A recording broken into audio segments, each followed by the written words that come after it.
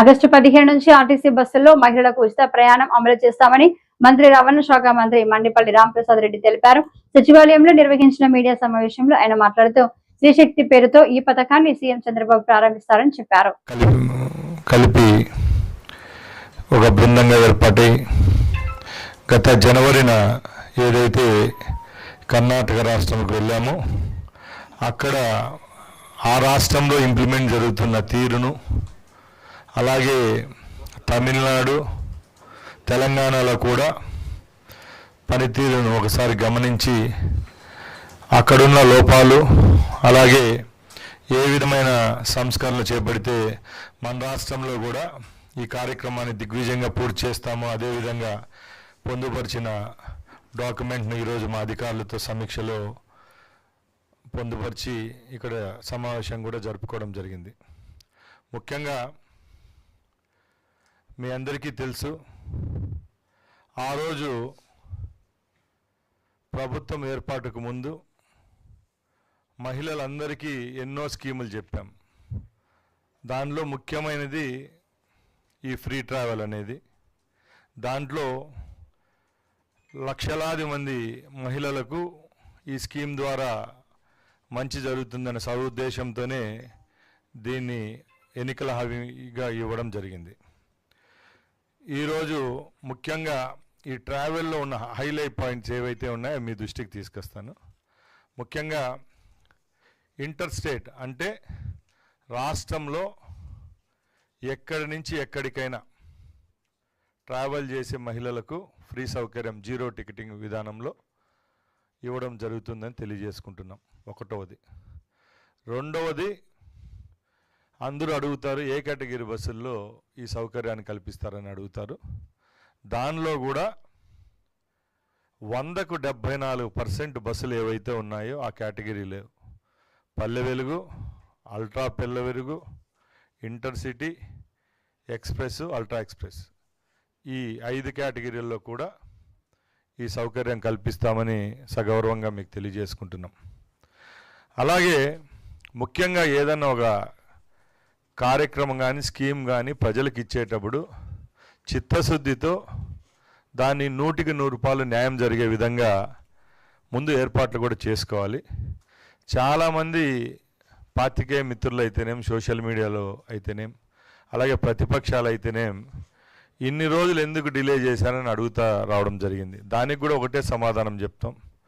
మా ముఖ్యమంత్రి వర్యులు ఏదైనా ఒక కార్యక్రమం చేపట్టేటప్పుడు ఆడంబరముగా కాకుండా మంచిగా అంటే 100కి 100% చిత్తశుద్ధితో ట్రాన్స్పరెన్సీగా ఆ పథకాన్ని అమలు చేయాలనే ఒక సదుద్దేశంతోనే ఈ యొక్క స్కీమ్ యొక్క ముసాయిదాను కూడా తయారు చేయడం జరిగిందని తెలియజేసుకుంటున్నా. అలాగే ముఖ్యంగా ఈరోజు ఈ స్కీమ్ విషయానికి వస్తే సుమారుగా 6700 బస్సులు ఏవైతే ఉన్నాయో అంటే 74% బస్సులు ఏమైతే ఉన్నాయో ఈ రాష్ట్రంలో అన్నీ ఈ కేటగిరీలకు వస్తాయని చెప్పి తెలియజేసుకుంటున్నా. అలాగే ముఖ్యంగా ఈ స్కీమ్ ఇంప్లిమెంట్ అయ్యేటప్పుడు బస్ స్టాండ్లు అయితేనేం, అలాగే బస్ స్టాపులు అయితేనేం అన్ని దగ్గర ఏ విధమైన చర్యలు తీసుకుంటే మహిళలకు మంచిగా ఉంటుంది, సురక్షితంగా ఉంటుందనే ఒక కాన్సెప్ట్తో కూడా గత 3 నెలల నుంచి స్టడీ చేయడం జరిగింది. దానిలో భాగంగానే ఆర్టీసీ బస్ స్టాండ్లో ఉన్న టాయిలెట్స్, వాష్రూమ్స్ అయితేనేం, టాయిలెట్స్ అయితేనేం అన్నిటినీ మరమ్మతులు చేయడం, అలాగే డ్రింకింగ్ వాటర్ విషయంలో కూడా మంచిగా శుభ్రమైన తాగునీరుని అందించే విధంగా కూడా చర్యలు తీసుకోవడం జరుగుతుందని తెలియజేసుకుంటున్నా. అలాగే బస్ స్టాండ్లో ఫ్యాన్లు అయితేనేం, కుర్చీలు అయితేనేం, అలాగే బస్ స్టాండ్లకు పెయింటింగ్స్ కూడా ఎక్కడా తక్కువ జరగకుండా అన్ని మరమ్మతులు చేసే విధంగా చర్యలు తీసుకోవడం జరిగిందని తెలియజేసుకుంటున్నా. ముఖ్యంగా ఏవైతే బస్సులు ఈ ఫ్రీ ట్రాన్స్పోర్టేషన్లో ఇస్తున్నామో ఆ బస్సులకు కూడా మరమ్మతులు చేయించడం జరిగింది. అవి కూడా ఎక్కడ ఏ విధమైన సమస్యలు లేవనెత్తకుండా ఏ కేటగిరీల్లో మేము ఫ్రీ సర్వీస్ అందిస్తున్నామో అక్కడ కూడా ఏ విధమైన సమస్య ఏదైతే ముందు చెప్పానో అదే విధంగా ఈ ట్రాన్స్పోర్టేషన్కి అనుగుణంగా ముందుకు తీసుకొని పోతామని తెలియజేసుకుంటున్నాను.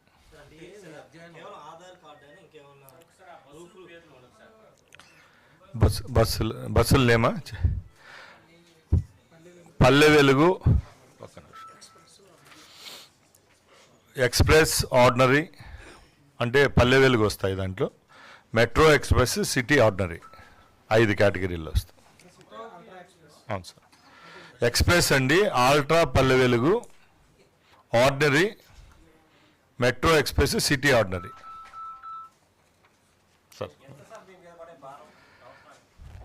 సార్ ముఖ్యంగా కొన్ని స్కీములు ప్రభుత్వానికి వ్యయం అనిపించినా కూడా ప్రజల యొక్క సంతోషాలను, వాళ్ళకు మేము ఇచ్చిన హామీలు నెరవేర్చేదానికి, వాళ్ళ ముఖాల్లో చిరునవ్వు చూసేదానికి మా ముఖ్యమంత్రి గారు సూపర్ 6 ఏవైతే పొందుపరిచారో అవన్నీ ఇవ్వడం జరిగింది. దానిలో భాగంగానే ఈ స్కీమ్ కూడా ఇంప్లిమెంట్ చేస్తున్నాం. మా